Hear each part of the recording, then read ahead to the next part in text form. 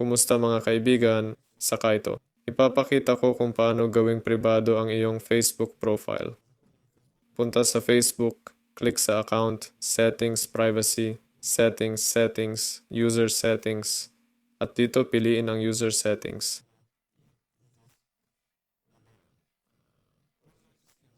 Pwedeng friends lang makakita o public profile. Piliin ang user settings, i-click ang next, at dito piliin sino pwedeng makakita ng mga post mo.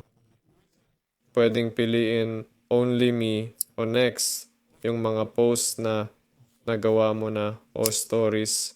Dito piliin sino pwedeng makakita ng stories, sino pwedeng makakita ng reels mo, at sino pwedeng mag-share ng stories mo sa kanilang stories, at sino pwedeng mag-share ng reels mo sa stories.